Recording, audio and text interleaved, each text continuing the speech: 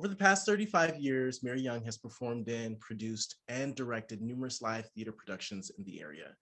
She's dabbled in film and scenic design, and most recently, she and her fellow improv troopers, the Portuguese Rodeo Clown Company, have launched the podcast Radio 670, The Voice of Syracuse. She has a Bachelor of Arts degree from the University of Illinois at Springfield and is leading the discussion on creating a culture of consent through intimacy direction in theater, which occurs on Saturday, March 20th, 2021. That's this year at 2 p.m. So first off, Mary, thank you so much for your time and uh, sitting down with us. Um, can you give the people a brief overview of what consent culture and intimacy direction are, um, just so people are familiar? Certainly. Well, it's actually it's kind of a fairly complex concept, and what we hope to achieve with this is to kind of give people some ideas of what consent culture in the theater specifically means, and staging intimate moments in the theater, and why consent and communication is so vital. Consent culture is something that certainly has really surged to the forefront recently with the Me Too movement, and has kind of forced a lot of issues, including this. Looking at how theaters and how directors and actors are working within the environment where intimacy is required in certain situations on stage or on film. So the what this is just discussing, what has it been like, and what do we need to do moving forward? What kind of conversation should we be having, like this one? So I'm thrilled to be here and sort of have this dialogue that is not. I know it's not one that I've had a lot with a lot of people. It's been something that's been important, and to me, it's been on my mind. But usually, if I try to broach the subject with somebody, I kind of get strange looks, or there's even a certain amount of fear it goes along with even talking about the subject. Sure. And in a way, it's understandable because this is vulnerable work that we're talking about. Um, you and I both do theater, and what we do is very impactful in the way that we connect with people or connect people with stories and feelings and emotions. And sometimes those are so tangible and palpable, it really does affect people in very specific ways. Um, so I don't want to get too far into the theory of everything, but I do want people to have an idea of what to expect from this conversation. Just a little overview to sort of introduce people. Sure, absolutely. So, what this is just to kind of talk about in doing more intense research on this, just to prepare for this class. Um, I personally, I came up with like 5 really significant bullet points that I think that really kept consistently coming to the forefront in my mind about specific things to consider when moving forward, and what's important when dealing with your actors and anyone else who's involved in the production when it comes to intimate moments on Mhm. stage. And intimacy, for my part, intimacy is anything from sustained eye contact on up. Um, so we might be used to, people where there's a romantic scene or couples in a romantic relationship on stage, and they might have to hug or kiss or hold hands. Um, and so often that's just kind of treated with, oh, we'll just, just do do whatever. And, we'll It'll play be with, fine. yeah, We know exactly. nothing about each other. Yeah, exactly. This is all, let's pretend. And, but the reality is that there's a difference than, say, and this is one of the key things for me, that like decades ago, I would think about this, like when I was 19 years old. Mm. um, the first time I had to like do some really intimate stuff, I'm like, I don't, is that how we should be handling this? That doesn't seem right to me. And not that it was anybody did anything wrong. It was just that there didn't seem to be a real plan in place for how to have two strangers work out a really intimate romantic scene and make sure that everyone felt comfortable and safe and agreed to, this is what we're Mm. going to do, this is how we're going to do it, and this is why we're going to do it. So that's really going to be the focus of this discussion, is why you is to remember to ask these questions. Why are we doing this? First and foremost, that's with everything. Why is this important? How does it move the story forward? Then making sure that everyone involved is everyone communicates their thoughts, their feelings, their ideas, and they consent. This is, I'm comfortable with this, I'm okay with this.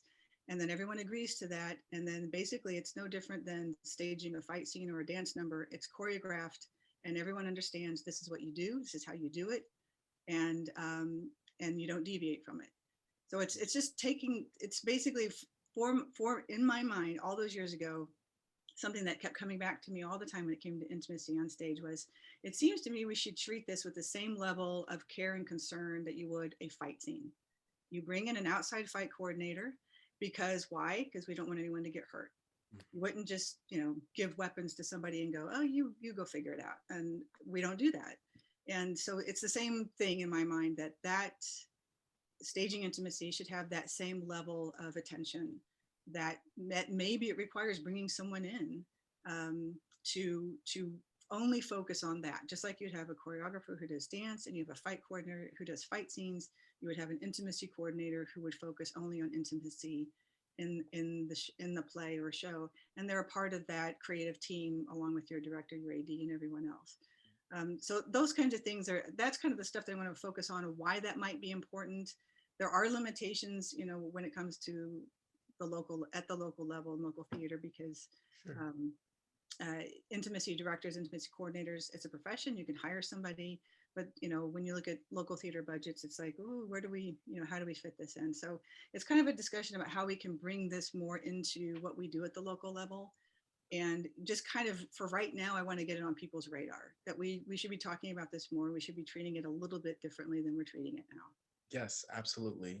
And I love that you said, you mentioned that it's for the actors, but also for everyone that's involved with the production, because we sometimes think that, oh, these are the people that are going to be affected because, they're going to be interacting, whatever that intimacy looks like, whatever it feels like. But in all actuality, intimacy has to be a blanket discussion across the board, with the staff, the crew, everyone, Absolutely. including the cast. Yeah. Yeah. So I know that you mentioned that you'd been thinking about this since, you were 19 or so, but can you tell me more about what pushed this to be like, no, let's actually put this on the books and really talk about this? Part of that was you. I don't want to take the full credit because I'm very much a dreamer, like we should do this, and Well, but I was talking to Jen earlier. The three of us were talking because we were having a discussion, talking about the sort of coming up with a diversity statement for STC, and we were in that conversation and talking about that. And I remember it just sort of organically happened that I said, well, this kind of is it's sort of in that same family of things that's in the forefront of my brain when it comes to things like intimacy and how people behave in the theater when you're staging intimacy. What does that look like, and how many times have people been put in uncomfortable situations? And it's a common thing. I mean, I think about years and years and years of just hearing about things that have gone on, or my own personal experiences. Not that anything was like really horrific or awful. I don't want to suggest that. sure. What's really important, and I want to stress this, is that this isn't. I don't want this discussion to be, oh, here's what happened to me, or it's not a gossip session. It's not a gripe session. It's a discussion about the reality that a lot of us don't really know what to do in that situation or how best to handle intimacy on stage. So we kind of go, you might look to the actors. That happened to me when I was very, very young. Me and a fellow actor were told, here's this big scene, go over there and come up with something and then come back and show me. And that's not to say the director was bad or anybody was wrong. It's just they didn't know what to do. But in my mind, I'm going, should me and this person I hardly know go off into a corner of the rehearsal hall and practice a makeout session? Because and even someone that you do know, yeah, exactly, yeah. the other side of that coin is that, there is a specific comfort level. And I'm sorry, I didn't mean to interrupt you at all. But there is a certain level of comfort and responsibility that gets put on the people who are in the scene from the very beginning of staging it. And then when you take certain supportive elements out of it, the chances of it falling apart or being a little more rickety or a little uncomfortable are heightened. Yes. And while we as thespians and performers and storytellers are people who do look to reflect real life, um, that by no means is an excuse or um, a caveat for us to just say, okay, well, just let it Yeah. happen organically. Yeah, you're absolutely right, and you're totally right. And I think that's one of the things I want to drive home a lot. That you said, like, sometimes the onus is put on the actors. Like, okay, you guys, you figure it out, and I'm sure we'll work it out. I want to stress that that shouldn't happen, because not only does that put um, this responsibility on them to make the scene look right, which is hard to do because you can't direct what you can't see. Right. So I'm here, I'm with you, and I'm like, well, there's no one there to tell me what this looks like. But there's also, again, going back to communication and consent and the safety issue, there should just always be someone else in the room. There should always be someone else who's watching what's going on, because that is a rehearsal. Right. Two people by themselves working out a love scene, that's less of a rehearsal if someone's not there to kind of keep an eye on things and help direct and guide what they're doing. Correct. But also, that's a lot of pressure. So if you're one actor with another actor and you're not feeling right, you're feeling comfortable and uncomfortable, and it's just the two of you, now you're thinking, what do I do? How do I handle this? And so it's, again, putting that responsibility on someone whose job is to coordinate that scene. They assume responsibility. They're going to protect these actors. They're going to work towards the integrity of the show to help tell the story. And then that just makes everybody feel better, I think. So the actors feel better, your creative staff feels better, the audience, I would think, feels better, because there's nothing more gratifying as an audience member to watch a show where you're so taken in because your actors are so confident Mhm. and so secure in what they're doing. I've watched shows where I can see in an intimate moment it's it's not working, and you're going, oh my gosh, and you're feeling for the actor on stage because it just wasn't working, or they were uncomfortable for some reason. We don't need to do that. We can fix that situation just simply by having someone else in the room who says, here's what I want you to do, and here's why we're going to do it, and I'm going to make sure you're okay with it and you're okay with it. And then if you feel good about it, the audience is going to love it. Mhm. And they don't, you're, because we talk about this all the time, the energy from actor to audience, that those threads that go back and forth of energy, and it's really palpable. And it's, when they're with you, you can feel that. But then when they're not with you, or they're scared for you, or they're uncomfortable, that resonates too. Yes. So I want to make Yes, sure it that absolutely I does. want to make sure everybody's comfortable. The actors are comfortable. The directing staff is comfortable. The stage manager, the crew is comfortable. The audience is comfortable, and we all have a good experience. We all benefit from that. I I love everything about that, everything. Um, and again, this is what I find most interesting about this work, is that while there's so many lessons in it, there's obviously vulnerability and intimacy and consent and communication. Mhm. There's also a level of giving the actors power in the situation too. You have the power to say, um, yes, this is a go, or no, let's slow down and figure this out, and then Yep. work together collaboratively to create something that works. Mhm. And that's just amazing to me. I love it so much. Well, that's crucial. It's really crucial. I mean, it's one of the things that I'll talk about. But um, somebody might say, if you have two people working on a scene, someone might say, what, I'm really not comfortable with people touching my shoulders. I'm just my bare shoulder. I just can't. And it's, it isn't anyone else's job to go, well, why not? What's wrong? What's going? They say, don't do this. You respect that and say, okay. Because there are other things. Okay, well then I'll touch. Are you okay with me touching your arms or your leg or your thigh or whatever? As long as once that communication starts and everybody's like, okay, got it, we're all good, okay. And then you move forward with so much more power and confidence, and you're not sitting there going, oh, I really wish they wouldn't touch my shoulders. Instead, just say it, and then everybody's better for it, Yes. and you have a better product at the end, basically. Who wouldn't want Yes. Yes, that's all I can say is yes. Um, so obviously this is a sensitive topic, and I feel that there's a lot of curiosity about it, but that? maybe people don't know exactly what this format will be. Can you help others understand, or maybe even you know uh, draw a little bit of light upon the situation? Are you doing this as, you know, something that's like a lesson, or is it more so just a relaxed conversation? I want it to be more of a relaxed conversation, because I want anyone who has questions or wants to contribute to feel that they're welcome to do so. But I do have like prepared information because I'm not doing a slideshow or anything like that.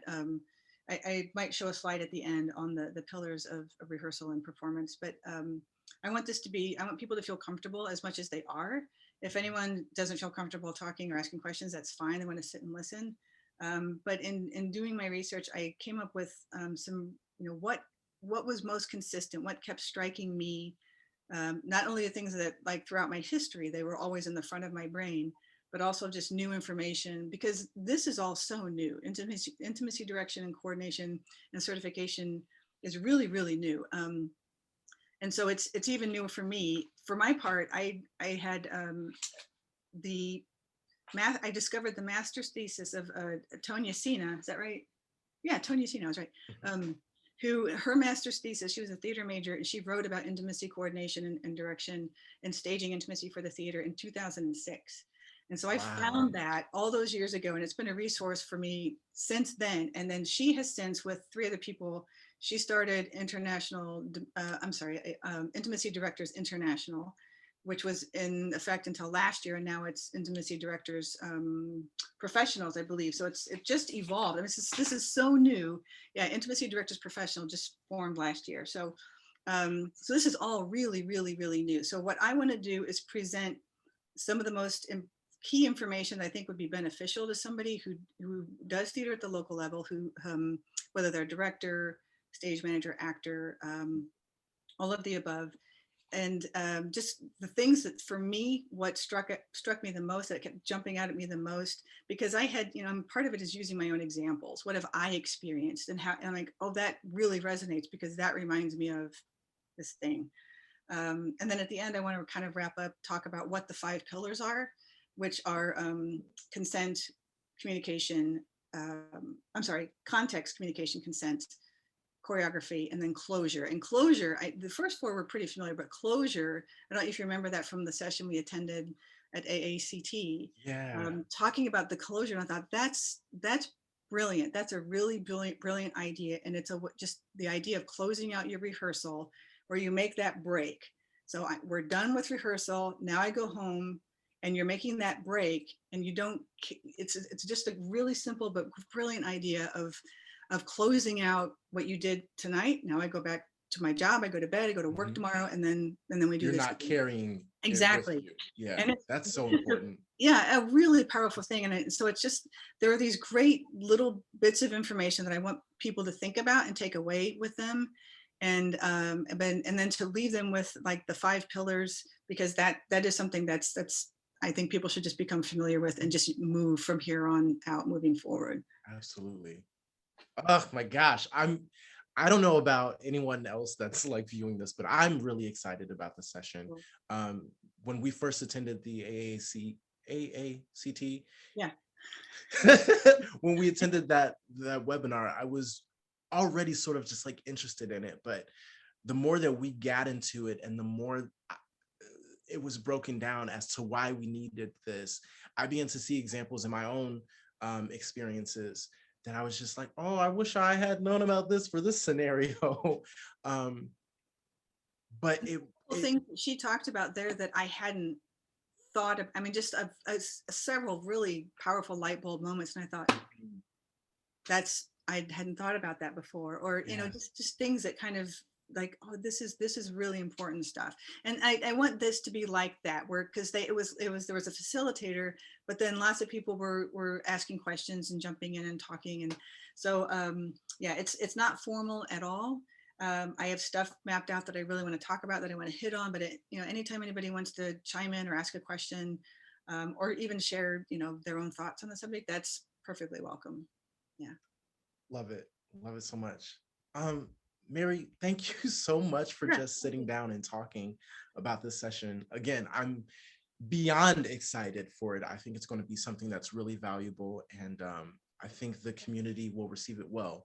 Before we officially go, what do you think will add the most value from your webinar? Like, what do you think the community will receive the most from it?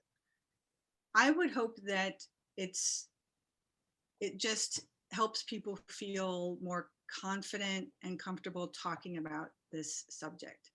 And that if they're ever in a situation in a show where they feel like I'm not sure I like this, or I'm not comfortable with this, that they know they have the ability, anyone should feel empowered to say, you know what, I'm not okay with this. Mm. And you shouldn't have to feel like, you know, I'm going to get kicked out of the show. My fellow actors aren't going to like me anymore.